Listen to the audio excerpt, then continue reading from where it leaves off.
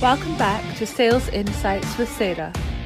This is the podcast for sales professionals and business leaders looking to implement new strategies and drive sales growth in their organisations.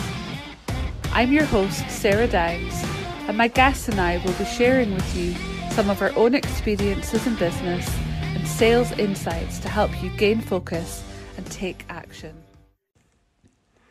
Hi everyone, and welcome back to the Sales Insights with Sarah podcast. So my question for you today is, are paper business cards dead?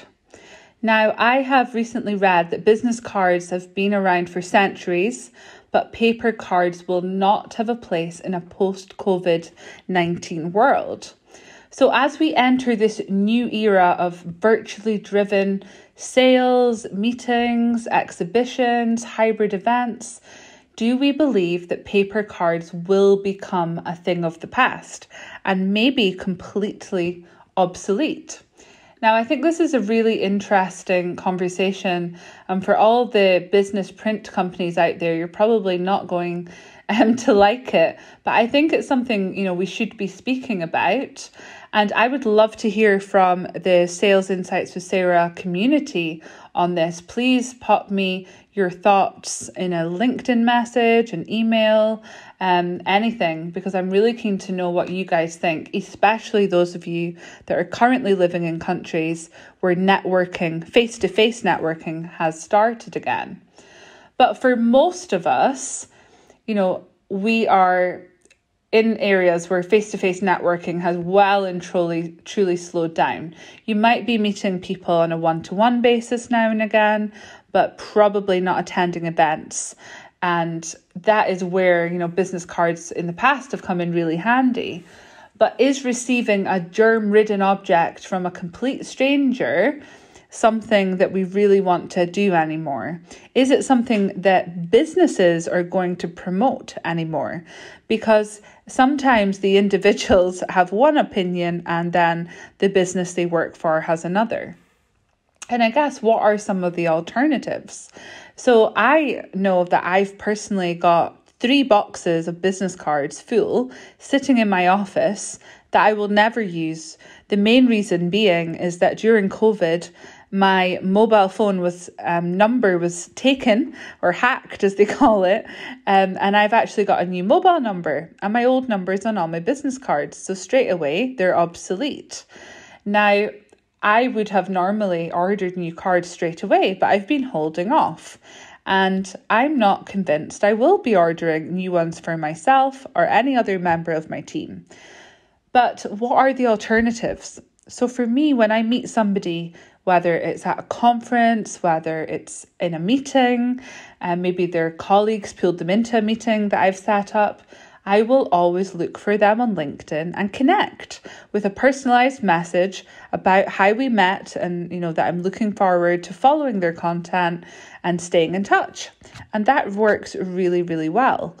But what I'm thinking now is, when I do start going back to conferences with hundreds or thousands of people, is that going to be enough? Sometimes there can be poor Wi-Fi, for one. Sometimes, you don't want to be getting your phone out your pocket because it can appear rude. How are you going to take note of who's who, especially if you don't have access to the internet? So a lot of people have been talking about digital business cards.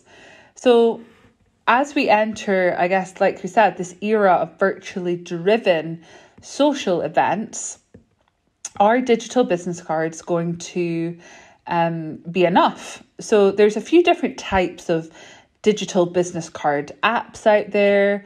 Some of them allow you to, customize your own card, and many of them are actually free to use and don't require Wi-Fi or for your own, use. However, some of them do at least require Wi-Fi for the person scanning it. So is it a case of, taking email addresses, which is very difficult if you meet 10 people at the same time in the sort of environment people used to just pass their card around the circle or around the table? Are you really going to be taking everyone's, information? And if it's you that has the digital business card and somebody doesn't share that type of technology, are you going to be asking them to download the app? This is just some of the, barriers that I can foresee that you would have with one of these digital card apps. But again, I'm really keen to hear from you guys on who's using these. Where have you found it to be, successful? What are some of the challenges that you've come across? Because I'm just thinking about it at the moment for my own team. But I guess what would some of those benefits be, to using digital cards, or at least, sharing information via platforms such as LinkedIn? So the first one is obviously they are germ-free. They're not germ-infested. So therefore, you're maybe more comfortable right now, depending on where you are in the world and your anxiety levels around COVID. But, if many of us have become quite germophobic, if that's a phrase, over these last couple of years. And I do wonder if when we start meeting people for the first time, especially if we don't know who we are, if people are not going to be shaking hands, are they really going to be handing over a business card?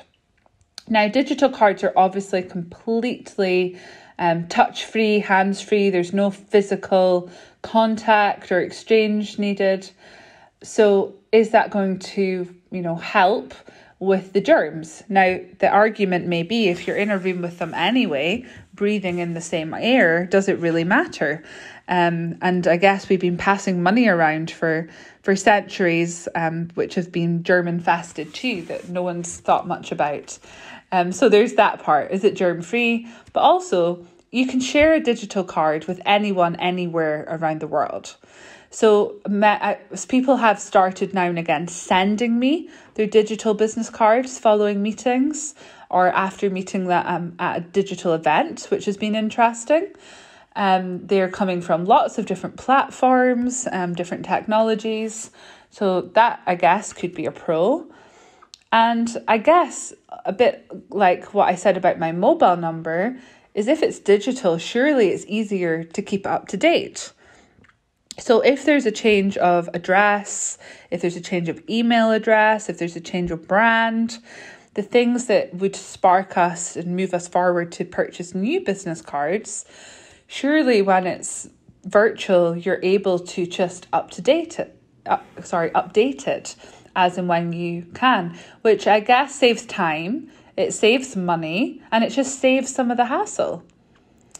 And I guess the last one I'm going to point out is environmental, so surely having digital cards are better for the planet. We know that there's over 7 million trees cut down every year, just for paper business cards.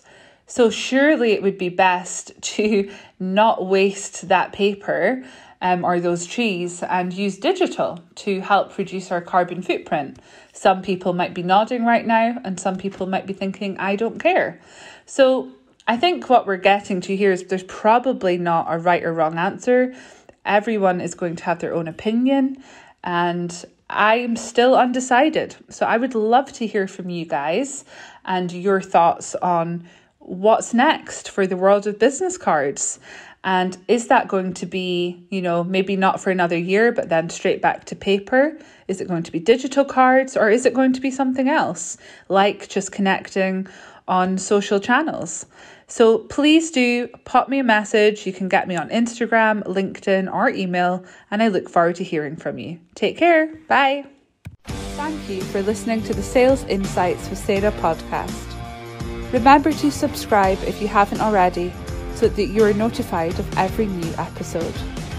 If you could take a few minutes to leave a review, it would be greatly appreciated. See you next time.